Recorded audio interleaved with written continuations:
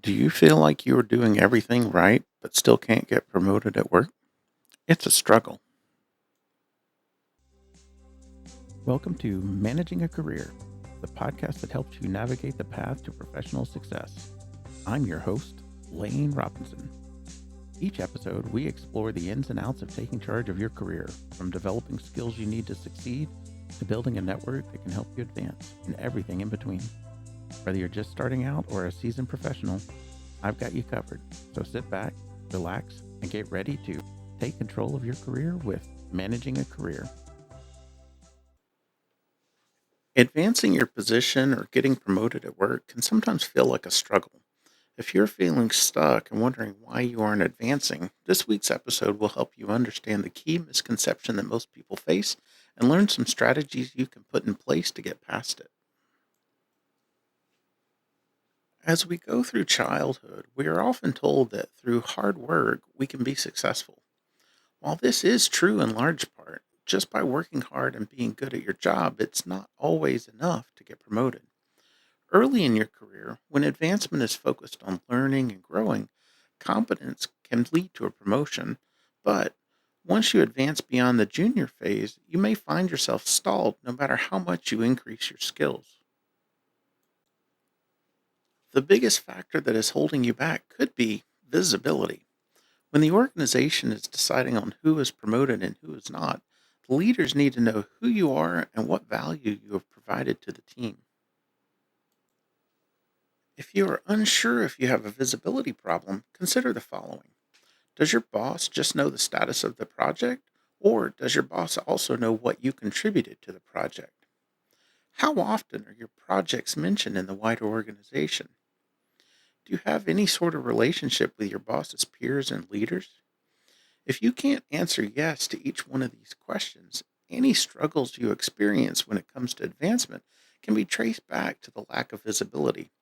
When promotion discussions are held, it's a lot easier for your boss to justify the promotion to their peers when you are visible. When it comes to visibility, everything starts with actually performing your duties. But after that, you have to sell yourself. Most people are uncomfortable with self promotion because it can feel awkward or like you are bragging. But if you want to progress, you will need to get past those feelings. It's not about bragging as much as it is about factually stating your accomplishments and the value that they provide. Review episode 18, Selling Yourself, and episode 44, Reporting Status, for insights into how best to communicate your value to various management levels.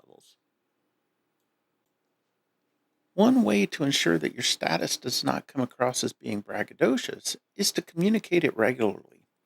If you send status focused on larger items, either irregularly or only when asking for promotion, it will appear to be insincere.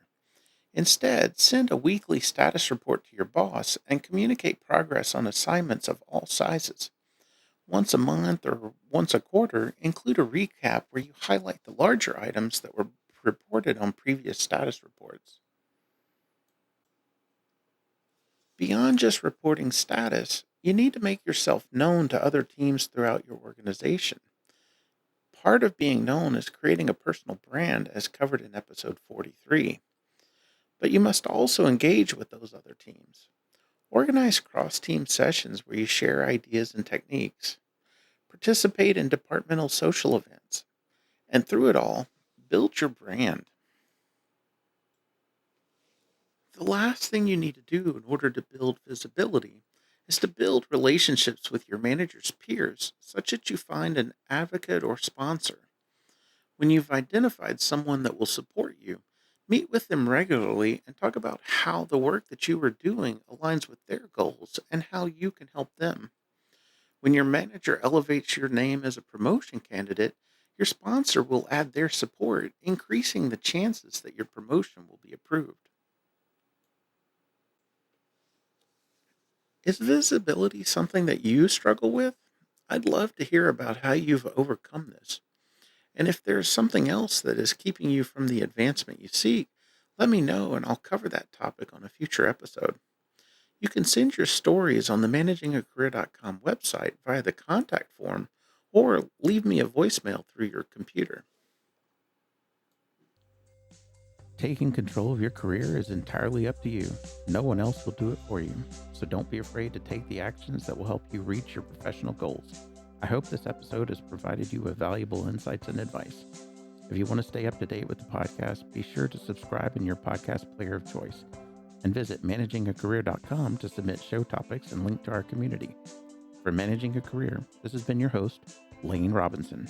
And remember, own your career and navigate the path to professional success.